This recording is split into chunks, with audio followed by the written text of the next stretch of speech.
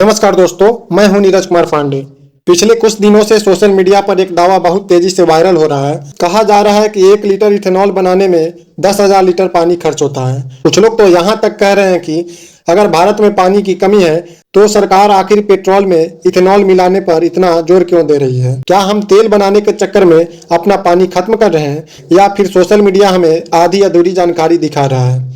आज इस वीडियो में हम बिना किसी राजनीतिक बहस के केवल विज्ञान, डेटा और सामान्य समझ के आधार पर पूरे मुद्दे को समझेंगे, क्योंकि कई बार आधा सच पूरे झूठ से भी ज्यादा खतरनाक होता है। सबसे पहले समझते हैं कि आखिर इथेनॉल है क्या। इथेनॉल एक प्रकार का अल्कोहल है जिसे भारत में पेट्रोल के साथ मिलाया जाता है। आपने E10, E20 जैसे नाम जरूर सुने होंगे। E20 का मतलब है पेट्रोल में 20% इथेनॉल मिलाया गया है। सरकार का उद्देश्य साफ है, विदेशों से कच्चे तेल का आयात कम करना, किसानों को अतिरिक्त बाजार देना, प्रदूषण घटाना और देश का विदेशी मुद्रा खर्च कम करना। यहीं तक सब कुछ ठीक लगता है, लेकिन विवाद तब शुरू हो जाता है जब सोशल मीडिया पर यह दावा किया जाता है कि 1 लीटर इथेनॉल बनाने के लिए 10,000 लीटर पानी बर्बाद हो जाता है। अब मैं आपसे एक सवाल पूछता हूँ, अगर सच में 1 लीटर इथेनॉल बनाने में 10,000 लीटर पानी लगता है तो क्या अमेरिका, ब्राजील, भारत और दूसरे देश अरबों लीटर इथेनॉल बनाने का फैसला करते? यहीं से शुरू होती है असली कहानी। सबसे पहले समझिए कि इथेनॉल बनता कैसे है। भारत में अभी इथेनॉल मुख्य रूप से गन्ने, मक्का, चावल और दूसरे कृषि उत्पादों से बनाया जाता है। इन फसलों में मौजूद शर्करा या स्टार्च को एक रासायनिक प्रक्रिया जिसे फर्मेंटेशन कहते हैं, उसके जरिए इथेनॉल में बदला जाता है। आप ध्यान दीजिए, यही सबसे बड़ी गलतफहमी पैदा होती है। अगर हम सिर्फ इथेनॉल फैक्ट्री की बात करें तो 1 लीटर इथेनॉल बनाने में हजारों लीटर पानी नहीं लगता। फैक्ट्री की प्रक्रिया में पानी की जरूरत होती है, लेकिन वह 10,000 लीटर बिल्कुल नहीं होती। फिर यह 10,000 लीटर का आंकड़ा आया कहां से? इसका जवाब है वाटर फुटप्रिंट। वाटर फुटप्रिंट का मतलब है कि जिस फसल से इथेनॉल बनाया जा रहा है उसे उगाने में कुल कितना पानी खर्च हुआ। उदाहरण के लिए समझ लीजिए, अगर इथेनॉल चावल से बनाया जा रहा है तो पहले चावल उगाना पड़ेगा। 1 किलो चावल पैदा करने में औसतन 3,000 से 5,000 लीटर तक पानी लग सकता है और लगभग 2.5 किलो चावल से 1 लीटर इथेनॉल बनाया जाता है।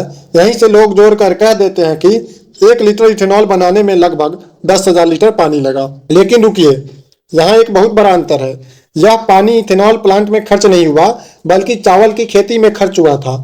यानी अगर वही चावल किसी ने खा लिया होता तब भी खेतों में उतना ही पानी लगता। इसलिए यह कहना कि इथेनॉल फैक्ट्री 10,000 लीटर पानी पी जाती है वैज्ञानिक रूप से सही नहीं। लेकिन इसका मतलब यह भी नहीं कि चिंता की कोई बात नहीं। अगर भविष्य में इथेनॉल की मांग बढ़ती है और किसान बड़े पैमाने पर सिर्फ धान और गन्ने जैसी ज्यादा पानी पीने वाले फसलें उगाने लगते हैं तो निश्चित रूप से भूजल पर दबाव बढ़ सकता है। यानी समस्या इथेनॉल नहीं, समस्या यह है कि इथेनॉल किस फसल से बनाया जा रहा है। यही कारण है कि अब अपना प्यारा भारत भी धीरे धीरे सेकेंड जनरेशन इथेनॉल की तरफ बढ़ रहा है। इसमें पराली, गन्ने का बगास, मक्का के डंठल और दूसरे कृषि अवशेषों से इथेनॉल बनाने की कोशिश की जा रही है। इससे न नई फसल उगानी पड़ेगी, न पानी की अतिरिक्त खपत होगी और पराली जलाने की समस्या भी कम हो सकती है। अब एक और सवाल, अगर इथेनॉल इतना अच्छा है तो क्या भारत में इसे बिना सोचे समझे बढ़ावा देना चाहिए? जवाब है नहीं। भारत पहले ही जल संकट का सामना कर रहा है। दुनिया की लगभग 18% आबादी भारत में रहती है, लेकिन हमारे पास दुनिया के लगभग केवल 3 से 4% मीठे जल संसाधन है। देश के कई राज्यों में भूजल तेजी से नीचे जा रहा है। ऐसे में अगर पानी की उपलब्धता को ध्यान में रखे बिना इथेनॉल नीति लागू की जाएगी तो भविष्य में समस्याएं और भी बढ़ सकती है। यानी हमें दो चीजों के बीच संतुलन बनाना होगा, एक तरफ ऊर्जा सुरक्षा तो दूसरी तरफ जल सुरक्षा। अगर कम पानी वाले फसलों से इथेनॉल बने, कृषि अवशेषों का उपयोग बढ़े और आधुनिक सिंचाई तकनीक अपनाई जाए तो इथेनॉल भारत के लिए एक मजबूत विकल्प बन सकता है। लेकिन अगर सिर्फ ज्यादा पानी वाले फसलों पर निर्भरता बढ़ी तो जल संकट और गंभीर हो सकता है। इसलिए अगली बार जब कोई आपको कहे कि 1 लीटर इथेनॉल बनाने में 10,000 लीटर पानी लगता है तो उससे एक सवाल जरूर पूछिएगा, क्या आप इथेनॉल फैक्ट्री में इस्तेमाल हुए पानी की बात कर रहे हैं या फसल उगाने के पूरे वाटर फुटप्रिंट की बात कर रहे हैं? क्योंकि दोनों बातें बिल्कुल अलग है और किसी भी नीति पर राय बनाने से पहले पूरा सच जानना बहुत जरूरी है। अगर आपको यह वीडियो पसंद आया हो तो वीडियो को लाइक कीजिएगा, कमेंट कीजिएगा और चैनल को सब्सक्राइब कीजिएगा। साथ ही साथ इस वीडियो को अपने दोस्तों के साथ शेयर जरूर कीजिएगा। धन्यवाद। जय हिंद, जय भारत।